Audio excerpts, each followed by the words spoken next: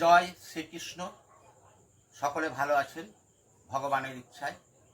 সকলে ভালো থাকুন, সুন্দর থাকুন, সুস্থ থাকুন।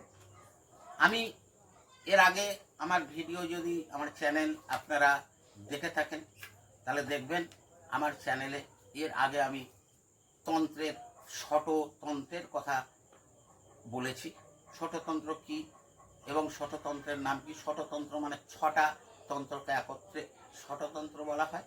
এই ষটতন্ত্র কি এবং কাকে বলে, তা দিয়ে কোন কোন ক্রিয়া করা হয় সেগুলো আমি আগে আলোচনা করেছি। দেখে নেবেন, আমার এই ইউটিউব চ্যানেল দেখলে পেয়ে যাবেন।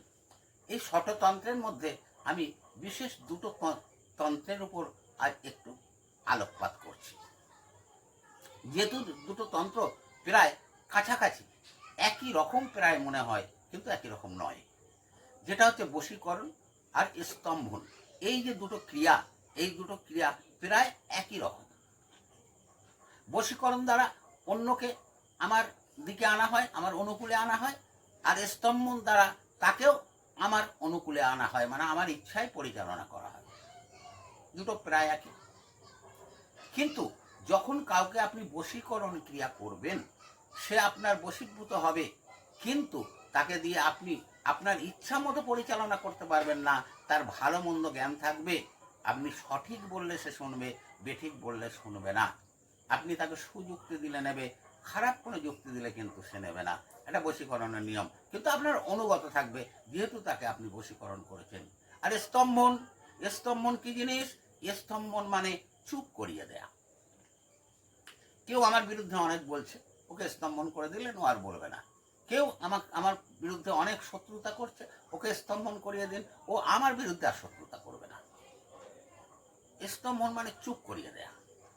এই চুপ করিয়ে দেওয়ার ক্রিয়াটা স্তম্ভন। আর বশীকরণ নিজের অনুকূলে আনুকূল্যে এনে তাকে নিজের মতো করে পাওয়াকেই বলা হয় বশীকরণ।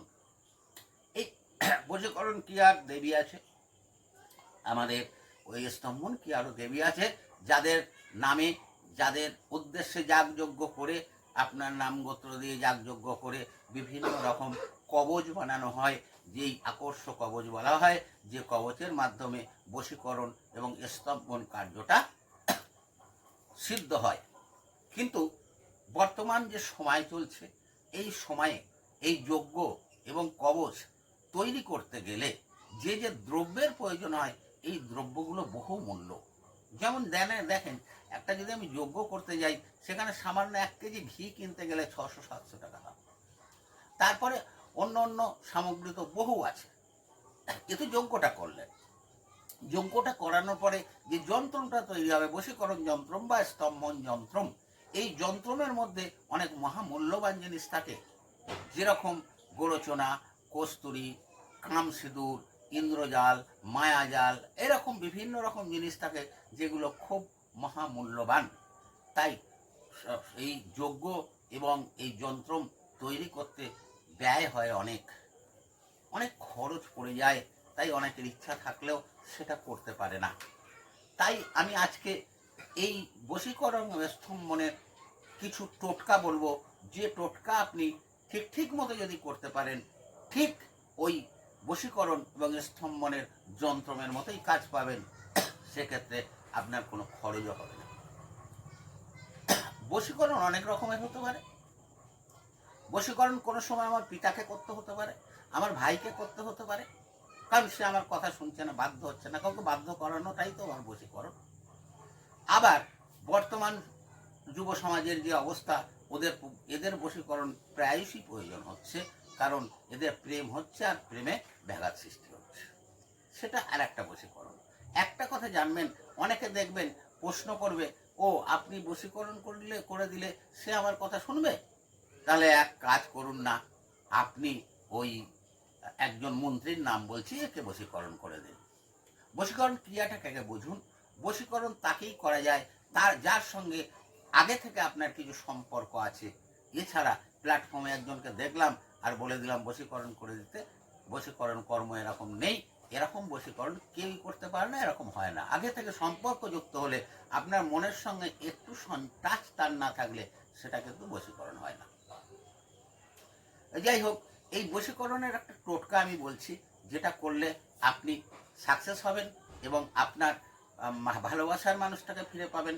যদি মনে করেন আপনার পিতাকে বশীকরণ করতে হবে, কারণ সে আপনার প্রতি অবহেলা করছে, তার সম্পত্তি ইত্যাদি বা আপনি পৈতৃক সূত্রে যা প্রাপ্যতা আপনাকে না দিয়ে অন্য ভাইকে দিয়ে দিচ্ছে, এক্ষেত্রেও আপনাকে বশীকরণ করতে হতে পারে। বা আপনার ওয়াইফ, যে আপনার কথা একটুও শুনছে না, অবাধ্য সম্পন্ন, তার জন্য সংসারটা ছাড়খাড় হয়ে যাচ্ছে, একেও আপনি বশীকরণ করতে পারেন।